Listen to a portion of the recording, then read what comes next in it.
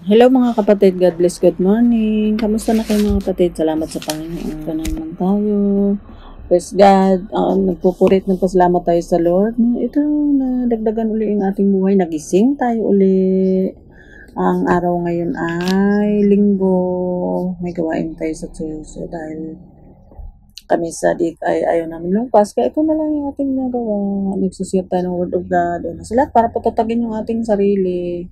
At yung mga nakikinig. Amen? Thank you, Jesus. Ang lahat ng ito ay papuri at pagpasalamat natin sa Lord. Kasi sa panahon ito, hindi naman na kailangan na pumunta tayo kung saan-saan. Kasi ang templo nga ni Yahweh ang ating mga katawan, kaya sumasamba tayo sa kanyang templo sa ating sariling katawan. Hallelujah. Thank you, Jesus. Salamat sa Lord sa mga sitang ito. Patuloy nating pinanghawakan, patuloy natin itataas sa Kanya at binabasa natin para turuan ang ating sarili una sa lahat. At pati yung mga nakikinig sa atin ay maturuan din at mapalalahanan kung ano man yung mensaheng ito na sa atin ng Lord. Amen? Praise God. Thank you, Jesus. Ayun yung ating verse of the day ay 101. 101 verse 5 and 8. Ayun, sabi, siyang naninira ng kanyang kapwa aking wawasakin. Sabi ni Yahweh, praise God, hallelujah, sinusunod di siyempre tayo una sa lahat. Di ko papayagan ang mapagmalaking hambog kong tumingin. O isipin mo, meron talagang mapagmalaki at hambog tumingin. Ano mga kapatid? Thank you Lord na itong lahat ay, sino ba sinasabihan doon? Hindi mga tao, tayong, alam nga naman pusa sabihin na hambog tumingin, ay hindi naman nagkakasala yung pusa, ano mga kapatid. Verse 8, lahat ng masama araw-araw sila'y aking wawasakin, lahat ng masama sa lungsod ni Yahweh ay palalayasin. Hallelujah. Siyempre, wala namang mabuti kahit isa, kaya pinagtyagaan tayo ni Yahweh na turuan maging mabuti para wag na tayong palayas, ano mga kapatid. Ayun, hambog tumingin, ayaw ni Yahweh sa mga hambog tumingin. Tingin pa lang yun, mga kapatid. Kaya itong masalitang to ay palala't palala sa atin, yung mga hambog tumingin diyan. Hallelujah. Alam na alam mo naman kasi kung hambog tumingin, ano mga kapatid, hindi mo nang madukit ang mata, ano. Thank you, Lord. Pero salamat sa Panginoon na tayo may paningin. Praise God. Ano sabi? Kawikaan 17 verse 5. Hallelujah. Ang nanlait sa mahirap ay humahamak sa may kapal. Ay, ito na, malait sa mahirap ay humahamak sa may kapal. Kasi sabi ng Jesus, si anak ng tao, wala man lang daw masilungan. May lungga nga daw ang mga hayop at may pugad yung mga ibon, pero siya daw wala man lang masilungan. Pero mayaman ng Panginoon, yung ano lang natin. At ang magalak sa kapahamakan ng iba ay maroon ding pananagutan. Ayun, may pananagutan at may kaparusahan. Yung mga mapanlait sa mahirap ay humahamak sa may kapal. Hallelujah. At ang gagalak sa kapahamakan ng iba ay mayroon din pananagutan at may kaparusahan. Praise God. Kaya talagang napakabuti ng Lord. Palala't palala pa rin. Yung mga hambog tumingin diyan. Hallelujah. Sino mo nagbigay ng paningin? Di ba si Yahweh? Kaya laging maghambog paningin. Baka mamaya wala yung paningin na yan. Purihin ng Diyos. Ayun. Proverbs 16:18. Ang kaplalo ay humahantong sa pagkawasak at ang mataas na isipan ay ibabagsak. Isipin mo. Mga hambog tumingin, mapagmataas na isipan, ibabagsak. Isip pa lang yun. O paano naman kasi wala tayong itago kay Yahweh. Yung mga isip natin, yung mga binabalak lang natin, alam na niya. Kasi mas atin nga niya. Wala tayong itago sa Lord. Kaya ayan, yung mga mapagmataas daw na isipan ay ibabagsak. Isipin mo, pati isip ng pagmataas alam ng Lord at ibabagsak daw. Pero ang Diyos ay napakabuti. Ito'y pinalalanan pa rin tayo. Alam kasi niya na mahambog tayo tumingin.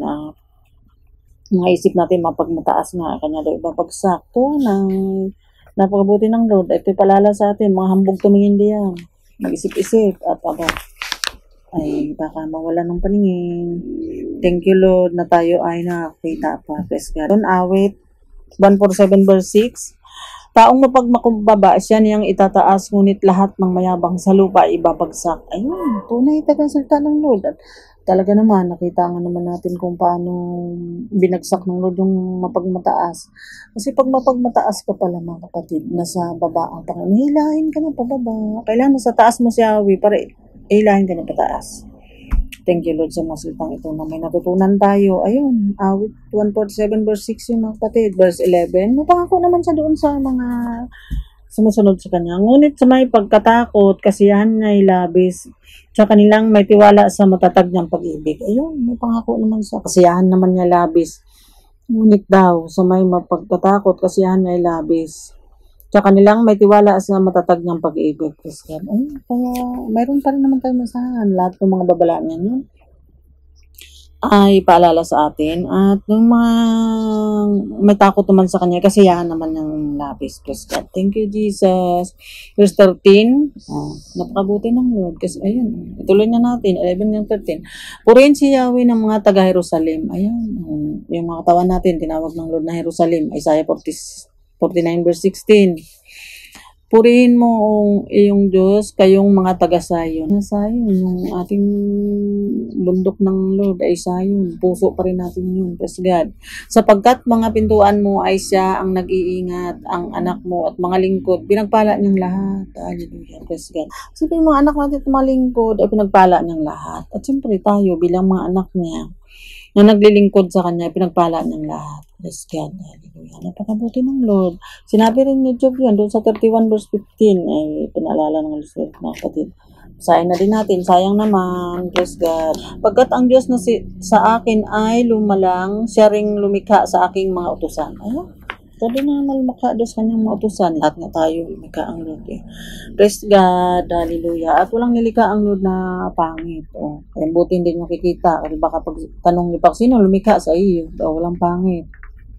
Sabi ng Panginoon. Hallelujah. Ay kung ano makaganda, kung sa maugali o hindi pangit, din yun. Ano mga kapatid. Pagkat mga pintuan daw. Yung pintuan natin. O sinabi ni Job 31 verse 15. Pagkat ang Diyos na sa akin ay lumalang, siya ring lumikha sa aking mga utusan. Praise God. Lahat yun. Napakabuti ng Lord. Yung mga naglilingkod naman sa Kanya, may pangako ang Panginoon. Amen? Kaya kailangan mamili tayo kung sinong paglugkuran natin. At mamili tayo kung tayo hambog ba tumingin, pag mataas na isipan, o pagpakumbaba sa Lord. Para huwag tayong mahila pababa. Sa 6 feet below the ground na ang inaabot pag masyadong pag mataas o pag bumagsak malalim din. Ano mga kapatid. Itong mga salitang to ay walang ibang tinutukoy dito kundi tayo mga kapatid. Ngayon kung di naman tayo gumawa ito at may magawa ito sa atin, di tatag-tatag lang. At si Lord naman ang hihila pababa di sa pagmataas at mga hambog tumingin. Thank you Lord. Ito ay paalala sa atin lahat, lalo pa ngayon sa may pinagdaanan tayo nito na pandemic. At hanggat maaari mga kapatid, huwag na natin bigyan pansin masyado muna yung mga mahambog tumingin at may mataas na isipan na yan. At bahala ang Panginoon din. Tayo ngayon ay mag-focus dito sa kinakaharap natin at manalangin tayo magpuri sa Panginoon. Kasi yung pagpupuri natin ay ibibigay yun ng kagalakan sa Lord, sabi niya, di ba? Yun namang mga may mga takot sa Kanya, kasiyahan niya labis. Ito yung bakit ang nabibigyan natin ng kasiyahan kung tayo ay may banal na takot sa Kanya at sumusunod. Amen. Praise God. Awit pa din. O, umaawit lang tayo sa Lord. Umaawit tayo ng mga hymno. Itong pagbabasa natin ng salita niya. Amen. Awit 7 verse 15 and 16. Humuhukay ng patibong para sa ibang tao, subalit siya rin mismo ang nahulog dito. Ayun, may mga naninira sa kapwa. Mabalik din yan. Kasi kung ano nga tinanim yun daw ang anihin, mga kapatid. Ulit-ulit natin pinagdaan to kasi sa panahong ito ay talagang marami pa rin gumagawa nito mga kapatid. Ay paalala pa rin ng Lord. Ang kung tayo man gumagawa nito ay tumigil-tigil na. Para wag tayo maibagsak. Siya rin ang may gawa sa parusang tinatanggap sa sariling karahasan sa ngayon naghihirap. Ayun, mayroon mga mapagmataas ng api at ng amkam sa kapwa. Akala mo lang yun ay sila miserabling buhay yun. Hindi lang nila naunawaan, hindi lang na nakita. So tayo na umaasa sa Panginoon na yun kasi kaligayahang labis ng Panginoon. Kaya pag napasaya natin ang Lord, abay masaya din tayo. Kasi mas atin siya praise God. Thank you Jesus. Awit pa rin 7 verse 11 and 12. 7-11 dito sa atin sa walang sara yun, 24 oras. Ang Lord 7-11 niya 24 oras din. Para magparusa sa masama at magpapala din naman sa sumusunod. Amen. Praise God. Ang Diyos ay isang hukom na makatarungan at nagparusa sa masama sa bawat araw. Ayun, sa bawat araw at bawat gabi. Kaya napakabuti ng Lord at itong mga salitang ito ay una sa lahat tayo na ang matuto dito kung tayo man ay inaapi ng mga mataas na at hambog tumingin ay alam na natin ngayon na may parusa ang Lord na nakalaan diyan. Yung mga may banal na takot naman at pag-alang sa Kanya, may nakalaan din naman siyang pagpapala. Sabi nga doon sa awit 147 verse 13, pagkat mga pintuan mo ay siya ang nag-iingat. Hallelujah. Hindi lang pintuan ng bahay natin, pintuan ng mga biyaya, pintuan ng langit, binuksan na niya para ibuhos sa atin. pintuan ng ating puso, siya pa rin nag-iingat. Praise God. Ang anak mo at mga lingkod, pinagpala ng lahat. Praise the Lord. Ayan. Kaya kahit nga sa kabila ng mga hambog tumingin na ito ay naranasan natin, alam naman natin na ang Lord ang bahala diyan. Kaya napakabuti ng Diyos. Amen. Awit pa din, 7 verse 12, kung sila ay magbago sa masama nilang gawa, ang tabak ng Diyos, ay kung hindi sila magbago sa kanilang masamang ginagawa. Alam ng Lord kapag masama ang ginagawa ng kanyang mga nilikha, kasi nga, kilala nga ng bawat isa. Kasi sumasa atin nga siya, paano natin siyang pagtaguan. Hallelujah. Ang tabak ng Diyos ay kanyang ihahasa, pati ang kanyang pana ay kanyang ihahanda. Ayun, wala kang makitang pana, kasi salita nga lang niya eh. Pwede kang panain ka. Itong lahat ay para sa atin ikabubuti. Mga pag-aaral natin, tayo ang makinabang. Praise God. Awit pa rin, 9 verse 10, nananalig sa iyo, Yahweh, ang kumikilala sa iyong pangalan. Dahil wala pang lumapit sa iyo na iyong tinanggihan. Ayun. Wala pang lumapit sa Lord na kanyang tinanggihan. Kaya kung lumapit tayo sa kapwa at tinanggihan tayo, okay lang yan. Basta ang Lord ay hindi tayo tinatanggihan. Praise God. Hallelujah. Diyan ka lumapit kayo. Lalaitin ka pa ng kapwa mo. Pero ang Diyos, hindi ka niya tatanggihan. Praise the Lord. So, kailangan ang pamumuhay mo ay naayon din sa kanyang salita para hindi natin maranasan itong isipin mo. Parusahan araw-araw. Ay, wag naman tayo magturo na bakit yun si ano yung masama. Ay, hindi pa naparusahan araw-araw. Ay, hindi ganun. Kasi tayo ay masama din. Huwag tayo mag-isip na ganun kasi baka mauna pa tayong maparusahan. Kasi wala kang mabuti kundi ang Lord lamang. Amen. Praise God. Thank you, Jesus. Awit pa din. Parang maawit lang tayo. Itong mga salita na nabasa natin. Maawit tayo sa kanya. Praise God. Pinagpala mo, O Yahweh, ang mga taong matuwid at gaya ng kalasag, protektado sila ng iyong pag-ibig. Ayan. Matuwid. Sino bang tuwid? Si Jesus. Matinutularan nga natin siya. Protektado tayo ng pag-ibig ng Lord. Amen. Thank you, Jesus. Pero yung mga, yun nga, yung mga mahambog ay mayroon siyang nakatakdang parusa. Praise God. Awit pa din. Puro awit itong nabasa natin magpatid kasi napakamalaman itong awit. Awitan lang natin ang Lord. Ano sabi? Awit 3 verse 1. Tuloy na natin hanggang 8. O Yahweh, napakarami pong kaaway na sa akin ay kumakalaban. Tunay naman. Ano magpatid? Sipin niyo. Para kasi Mordecai na sa pintuan ng mga ulupong. Pero ang Diyos ay napakarami. Alam nga na marami. Si David ang nag-aawit dito. Si Jesus nga nag dito. Wala kang isang kakampi. Puro kaaway sa paligid niya. Ang laging lang pinag-uusapan, ako raw o Yahweh ay di mo tutulungan. Hallelujah. Akala lang nila yun. Ano makapatid? Ngunit ikaw Yahweh ang aking sanggalang. Binibigyan mo ako ng tagumpay at karangalan. Binibigyan tayo ng Lord ng tagumpay at karangalan kasi nga, para maparangalan natin siya. Praise God. Thank you, Jesus. Napakabuti ng Diyos sa ating buhay. Kaya patuloy lang tayo. Kahit sa paligid na yung mga kaaway. Awit chapter 3. Pero ang Diyos ay binibigyan tayo ng tagumpay at karangalan. Amen? Ayun, nagtagumpay na tayo. Hanggang ngayon, ilang taon ng edad natin. Nagtagumpay, buhay pa din tayo. Ibig sabihin ba yun, nagtagumpay tayo laban sa mga pagmataas at hambog tumingin dahil si Yahweh ay siya ang tagapagtanggol natin. Amen. Tumatawag ako kay Yahweh at humihingi ng tulong. Sinasagot niya ako mula sa banal na bundok si Jesus. Ako'y nakatulog at nagising buong gabi. Si Yahweh ang tumitingin. Hallelujah. Kailangan, kahit matulog tayo, alam natin na tumitingin si Yahweh sa atin.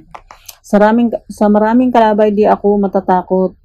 Magsipag-ibang man sila sa aking palibot. Ay, tunay naman. Hallelujah. Ayun nga, isip lang natin, talagang laging may every place nga daw ay battlefield.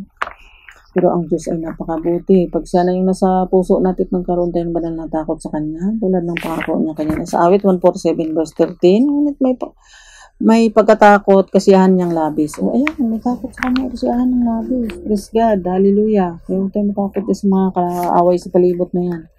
Kasi si Yahweh kay tayo tulog tumitingin sa atin. Tayo binabantayan niya. Amen. Salamat sa blood covering. Hallelujah. Sa maraming kalabay di ako matatakot.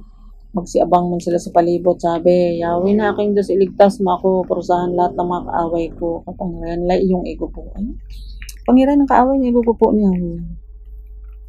At napakadami nating nga kaaway. Pati yung pandemic na yan, hindi natin nakita sa palibot. Hallelujah. Si Yahweh ang nagbibigay ng tagumpay. Pagpalain mo nawa ang iyong bayan. Praise God. Ayan. Ang mapala ni Lord ay sa kanyang bayan. Tayo makinig tayo lang ng salita niya para manasan yung pagpapala ng bayan. Ayan. Praise God. Thank you, Jesus. Hallelujah. At siyempre magtiwala tayo sa Lord. Awit 4 verse 5. Nararapat na handog inyong ialay. Pag tiwala nyo kay Yahweh, ibigay. Kailangan lang tayo magtiwala kay Yahweh. Ibigay natin yung pagtiwala sa Kanya. Lalo na ngayon sa panahon ito, mga kapatid. Kailangan natin magtiwala sa Lord. Meron naman tayong ibang asahan na makapaligtas sa ating hindi Panginoon lamang. Amen. Sabi po, huwag hayaan magkasala ka ng dahil sa galit. Ayun, huwag ka daw hayaan. Sa iyong silid pag-isip at ikay manahimik. Ayun. Sa silid o sa iyong kalooban. Pag-isipan at ikay manahimik. Kasi nga, pagka ka, hindi yan makakabuti sa iyo. Kaya ito tinagubilin pa rin ng Lord. Amen. Praise God. Napakabuti talaga ng Diyos. Verse 8, sa aking paghiga, nakatulog ng mahimbing. Hallelujah. Pagkat ikaw, Yahweh, ang nag-iingat sa akin. Pati sa pagtulog natin, binabantayan tayo ng Lord. Kailangan natin ay masawasto yung ating pamumuhay, mga kapatid. Praise God.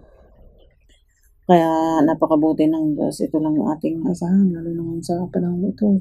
Ito yung ulit-ulit natin magbasa. Ito lang naman kasi dapat makalibang sa atin, mga kapatid. Magbasa tayo itong salita ng Diyos. Huwag tayong manood ng kung anong kabalbalan sa Facebook o sa kasi hindi naman lahat kabalbalan, pero karamihan din. Kasi wala naman tayong makukuha doon. Kailangan natin mamuhay nga daw may kabanalan, sabi ng Panginoon. Kahit tayo mga hangal, nuruan tayo ng Lord na mamuhay ng may kabanalan para tayo nga ay makaraos dito sa ating mga hambog tumingin. Hindi ka nakatingin, hindi natin kikita eh. Thank you, Lord. At talaga may mga kalaban tayo na ganun nga kung tumingin. So, ang Lord ang bahala dyan. Alam naman ng Lord yun. Tingin pa lang, isip pa lang na mataas, alam na niya. In Awit 5 verse 6 and 7, pinupuksa mo, Yahweh, ang mga sinungaling. Galit ka sa mamamatay tao at mga mapanlamang. Ayan. Ay, doon na tayo sa may takot at banal na tagalang sa Panginoon para nga maging kasiyahan niya sa atin ay labis. Mga sinungaling, sabi natin aray. Kasi tao ngayon sinungaling eh. Sino ba kayong pinagsabihan doon? Kaunti at maraming kasinungalingan ay sinungaling pa rin yun. Tayo ang una pinaalalahanan dito ng Lord. Praise God. Ayun, tinutuksa ni Yahweh ang mga sinungaling. Doon dami mga sungaling di panpupuksa, mga kapatid. Kasi nga, mahabagin si Yahweh. Galit ka sa mamamatay tao at mga mapanlamang. Ayan. Kasi itong mga salitang ito, narasa naman natin talaga. Masinungaling at mapanglamang. Pero ang Diyos ay laging nakatingin. Kahit nga tulog ka, nakatingin pa din siya. Ayon dun sa ating binasa, mga kapatid. Ngunit, 7, chapter 5, ngunit dahil sa iyong dakilang pagmamahal, makakapasok ako sa iyong tahanan. Ika'y sambahin ko sa templo mong banal, luluhod ako tanda ng aking paggalang. So ngayon, di na natin kailangan lumuhod eh. Kahit nakaupo, kahit nakaluhod ka, kung yung puso mo naman ay mapagmataas o wala sa luhod o sa tayo yung mga kapatid, kailangan kung mayroon tayong banal na takot paghalang sa Panginoon, makasiyahan niya labis. At ang ating mga pintuan ay kanyang pagpalain ayon sa ating binasa, Awit 147 verse 13, hallelujah. Pati ang ating mga anak at lingkod ay kanyang pagpalain. Mga pintuan natin, siya rin nagbabantay. Lahat ng pinto, praise God, pati pintuan ng durungawan sa langit, binuksan na niya para ibuhos sa ating pagpapala. Kaya ang saya-saya. Praise God. 9 and 10. Ayun, may pananampalataya dito at saka may pagkarusa sa kaaway. Kaya tayo mag-iingat, mga kapatid. Thank you, Lord. 9 and 10. Chapter 5 pa rin. Ang mga sinasabi ng mga kaaway ko ay kasinungalingan. Tama naman. Pagbintangan ka ng ano dahil gusto kami tinitirhan mo. Talaga naman. Ay, galit daw ang Lord sa mamamatay tao at mapanlamang. Kasi may mga gumawa naman talaga dito, mga kapatid, ng ganito. Nung bata pa ako, yung may puno doon sa amin na pag nadapuan yun ng ibang puno, namamatay yung original na puno. Kasi yung daw dapo, yung daw nakapatay sa original na puno. Ay, narasan mo na sa buhay. Yung mga dapo sa pamilya ay inutas nila yung mga original na may ari ng kayamanan bago sila ang nabuhay. Ay, hindi naman magtatagal yun, sabi nga ng Panginoon, kasi nakikita naman niya at ibabagsak nga niya. Praise God. Nagtagumpay sila manluko, pero ang Lord ay mapagtagumpayan ba na di hindi. Praise God. Thank you, Jesus. Parang bukas na libingan ang kanilang lalamunan. Hallelujah. Panalita na ay pawang panliling lang. Ay tunay naman. Ay wala ni kahihiyan. Sabi nga doon sa Jeremiah 6:15 nahiya ba sila sa liko ng mumuhay? Hindi sila marunong mahiya. Makapal ng kanilang mukha. O tingnan mo yung mga verse pala sa Biblia yun. Hallelujah. Parang bukas ng libingan ko ng lalamunan. Panalita na ipawang panlilim lang. O Diyos, sila nga ay iyong panagutin sa sariling pakana. Sila ay iyong babagsakin. Sa dami ng pagkasala nila, sila ay inyong itakwil. Hallelujah. Sapagkat mapaghimagsik at mga suwail. Ayun, paghimagsik at mga suwail. Ito mga sinungaling at mga hambog. Hallelujah. Sabi doon sa Awit 5 verse 6 and 7. Ay, may pangako at may parusa at may sumpa. Kumpleto para nga tayo wag nga mapunta doon sa sumpa. O hindi tayo mag-ayos-ayos at magtiwala o naman yung nadaanan natin. Alam ng Lord yan. Pagtulog natin, alam nga niya. Nakikita niya. Praise God. Thank you, Jesus. Pero yung mga pintuan natin ay sa magbabantay. Pero siyempre manarangkarin man tayo. Pati yung mga pintuan ng puso natin, may isip bantayan natin. Number 1 yung bantayan natin magpatid. Praise God. Awit 37 verse 4, kay Yahweh mo hanapin ang kaligayahan at ang pangarap mo iyong makakamtan. Amen. Ayun, ito, pangarap lang natin ito mag-share ng Word of God. Isipin mo yun. May pinatupad na yan. Pagkataon pa na may pandemic. Praise God. Hallelujah. Nang taon mo itong pinangarap. Tapos, ay hinanap lang tayo sa Panginoon kaya binigay nasa ng ating mga pangarap na mag-share nitong Word of God. Isipin mo. Tapos wala ka man lang puhunan din. Kasi magbasa ka lang magbasa. Kasi pag hindi ka naman nagbasa, ano naman tuturo mo? Ano mga kapatid? Baka sa kanal ang punta ng tuturuan natin. Kaya kung gusto natin magturo, kailangan magbabad tayo dito sa bukal ng buhay na ating maidilig nga sa mga puso ng mga tao. Praise God. 34 verse 34. Manalig ka kay Yahweh, utos niya sundin, ikaw ay lalakas upang ang lupain ay kamtin at ang mga taksil makikitang palalayasin. Ito yung mas nasabi ng Lord para sa atin lahat. Taksil palalayasin. Ngunit po sa akin lubos ang masama ilahil lipulin sa blood ng lupa. Sabi doon sa awit 7 verse 38. Ayun, kumpleto magpalala ang Lord. Kailangan ay may pangako at sumpa. Basahin mo lahat para alam mo kung hindi ka makasunod ay doon ka babagsak sa sumpa. Praise God. Kaya, hindi naman natin tagakaya mga kapatid sa ating sarili. Ay naku po, Panginoon ko. Dahil mga hambog nga rin tayong tumingin. Kung dahil sa biyaya ng Lord, dahil kababasa natin to, nalaman natin na may parusa yung mga hambog tumingin. So, tingin pa lang ay hambog. Ay, na alam na ng Lord, pati yung mga mataas na isipan, Proverbs 16 verse 18, alam din niya. At ibabagsak ka, saan ka ngayon susuling? Hallelujah. Kaya kailangan ito ngayon ang ating mga ginagawa para ito sa karangalan ng Lord, para maunawaan natin at huwag tayo malihis ng daan. Amen. Ayun, Proverbs 18 verse 10, ang pangalan ni Yahweh ay matibay na tanggulan, kanlungan ng matuwid mula sa kapamakan. Ayan. Nakakanlong tayo ngayon. Sabi nga doon sa awit 5 verse 12 nakakanlong tayo sa kanyang pag-ibig, praise God. Kaya lahat ng ito ay binabasa natin, hindi para makinabang kung sinumuli tayo ang makinabang. Amen. Kaya napakabuti ng Lord. Itong mga ginagawa natin, panawagan sa ating mga sarili. Thank you, Jesus. 9 verse 11. Sa pamagitan ko, hahaba ang iyong mga araw dahil sa akin lalawig ang iyong buhay. Ayun. Ang pangalan niya, makanlungan mo. Tapos dahil sa kanya, hahaba ang ating buhay. Verse 3, katulong ay isinugo sa gitna nitong bayan upang lahat ay abutin ng ganitong panawagan. Inaabot tayo ng Lord ng panawagan niya na ito yung mga pagtaas, ibabagsak na niya. Kaya magbabagon tayo ng pag-iisip para tayo ay magmaibagsak. Praise God. Dahil doon sa kanya, haba ating buhay. Hindi totoo na yung samang damo ay mahaba ang buhay. Kasabihan lang yung magpatid. Thank you, Lord. Kawikaan 8 verse 4, kayo tinatawagan ko tao ng sandigdigan para nga sa lahat itong aking panawagan. Ayun, itong pagbabasa natin, panawagan ko sa atin lahat, sa tao sa buong daigdigan. Praise God. At dito tayo magtatapos sa pinagsimulan natin, awit 101 verse 5, mga kapatid. Praise God. Tunay nga napakabuti ng Diyos. Dahil sa kabutihan na ito, tinuruan tayo nitong mga salitaan niya para tayo maituwid, nang huwag tayo bumagsak. Praise God. Hallelujah. Awit 101 verse 5, siyang naninira ng kanyang kapwa, aking wawasakin. Tunay. Meron naman kasi pag naninira ng kanyang kapwa, o hindi man tayo nira sa kapwa, tayo sinisiraan. Di alam natin yung pangako ng Lord. At di ko payagan ang malaking hambog kong tumingin. Isipin, pati paningin ay alam niya.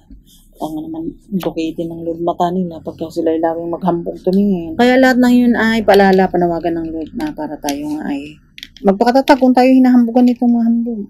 At magtiwala sa Lord, ay ayun na, tingnan mo, isipin na pangarap mo lang, tapos ibinigay ng Lord yung nasa ng ating puso, hallelujah, para sa kanyang karangalan, para sa kanyang kapurihan, ang ating mga ginagawang ito mga kapatid, amen, praise God, ayun.